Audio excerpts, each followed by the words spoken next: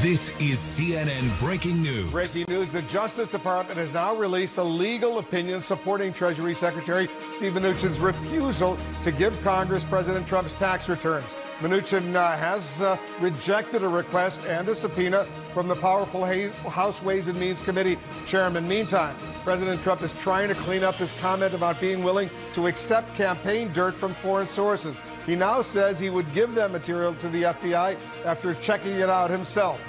Also breaking tonight, we're learning that before two tankers were attacked in the Gulf of Oman, a U.S. drone was fired on after spotting Iranian boats closing in on the tankers. After the attacks, the U.S. military released video that it says shows Iranians removing an unexploded mine from the hull of one of the ships. I'll speak with Senator Mazie Hirono of the Judiciary and Armed Services Committees. And our correspondents and analysts will have full coverage of the day's top stories. Let's begin with our senior congressional correspondent, Manu Raju. Manu, what are we learning about this new Justice Department legal opinion? Well, in a very aggressive 33-page letter sent tonight from the Office of Legal Counsel from the Justice Department, for the first time detailing the legal argument why the Trump administration will not turn over President Trump's tax returns, 6 years of his tax returns, to the House Ways and Means Committee, despite facing a subpoena from the chairman of that committee, Richard Neal. In this opinion, the Justice Department calls this, quote, unprecedented, this request, calls it a, quote, serious risk of abuse. What they are accusing Richie Neal of trying to do is essentially release these tax returns publicly. They believe that the comments made by the chairman suggest that perhaps he could do something that would undermine the secrecy and sensitivity of President Trump's tax returns. Now, one of the things that they are arguing here, as a Treasury Department did in rejecting the subpoena that Richard Neal issued earlier this spring, was saying this lacks a legitimate legislative purpose. This is an argument they've been making in this fight and in other court fights as well. But Richard Neal, the chairman of the committee, has said that there is a legislative purpose. He said one thing that they are examining is whether or not the presidential auditing system on tax returns, whether that needs to be overhauled in any way, whether it needs to be any legislation to change that. And of course, that has been the justification as to why the president has not released his tax returns, despite his predecessors doing so while they were campaigning for president. But nevertheless, they are making the argument here that there's no legitimate legislative purpose, even though courts in separate court battles have rejected the notion that Congress does not have a legitimate legislative purpose when seeking separate records, including financial records, in a separate court case. But nevertheless, that is the argument here, accusing the chairman of the committee that who's doing something, what they're saying, unprecedented, and something that could risk abuse of the president's tax returns. So, Manu, what's the next move for Democrats?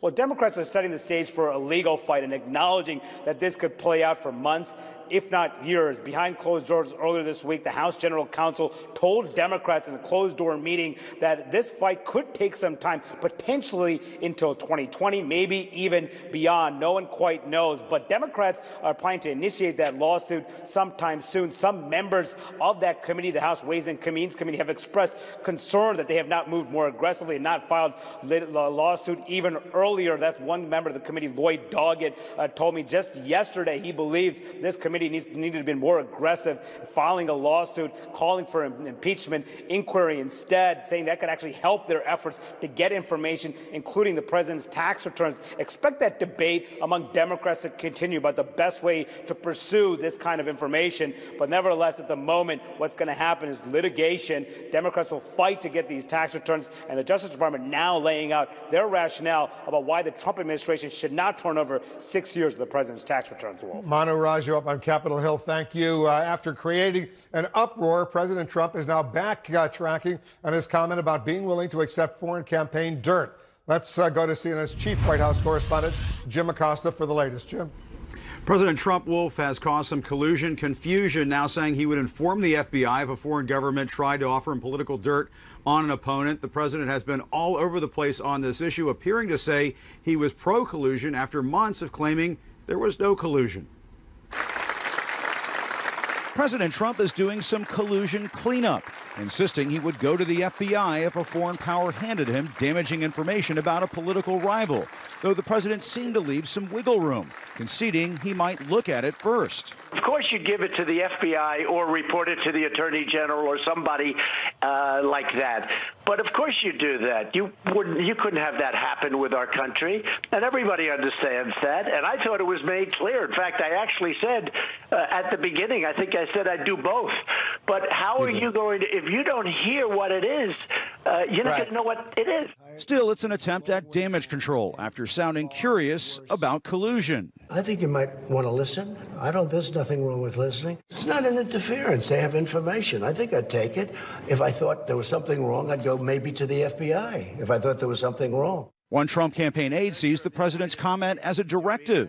The president's directive, as he said, a case-by-case basis. He said he would likely do both, listen to what they have to say, but also report it to the FBI. As Senate Majority Leader Mitch McConnell appeared to dismiss Mr. Trump's remarks. They just can't let it go. I said weeks ago, case closed. We got the Mueller report, the only objective evaluation that will be conducted. But some Republicans are taking issue with the idea of accepting foreign dirt. Nobody should ever take any foreign intelligence or any information from any foreign government. If that's not the law, and I think it is, if that's not the law, we need to make that expressly clear. The president also got testy with the notion that he evaded questions on obstruction during the Russia investigation. I answered a lot of questions. They gave me questions. I answered them in writing. Not an obstruction.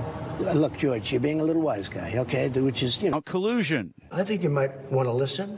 There's nothing wrong with listening. It's not an interference. They have information. I think I'd take it. If I thought there was something wrong, I'd go maybe to the FBI if I thought there was something wrong. One Trump campaign aide sees the president's comment as a directive. The president's directive, as he said, a case-by-case basis. He said he would likely do both, listen to what they have to say, but also report it to the FBI. As Senate Majority Leader Mitch McConnell appeared to dismiss Mr. Trump's remarks. They just can't let it go. I said weeks ago, case closed. We got the Mueller report, the only objective evaluation that will be conducted. But some Republicans are taking issue with the idea of accepting foreign dirt. Nobody should ever take any foreign intelligence or any information from any foreign government. If that's not the law, and I think it is, if that's not the law, we need to make that expressly clear. The president also got testy with the notion that he evaded questions on obstruction during the Russia investigation. I answered a lot of questions. They gave me questions. I answered them in writing. Not an obstruction. Look, George, you're being a little wise guy, okay? Which is, typical for you. Just so you understand. Very simple. It's very simple. There was no crime. There was no collusion. And Mr. Trump rejected former White House counsel Don McGahn's claim that he was asked to fire special counsel Robert Mueller. I don't care what he says. It doesn't matter. That was to show everyone what a good counsel he was. But why would Don McGahn lie? Why would he lie under oath? Why would he lie under oath? Because he wanted to make Mueller? Himself look like a good lawyer. The president is standing by White House counselor Kellyanne Conway after a government watchdog recommended that she be removed from her position for accusations of violating the Hatch Act by engaging in political activity in her official capacity.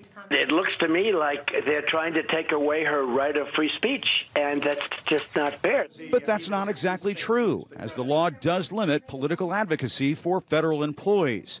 The president also talked up Vice President Mike Pence, but not enough to guarantee he'd support him in 2024. I love Mike. We're running again, but, you're talking about a long time, so you can't put me in that position. But I certainly would give it very strong consideration.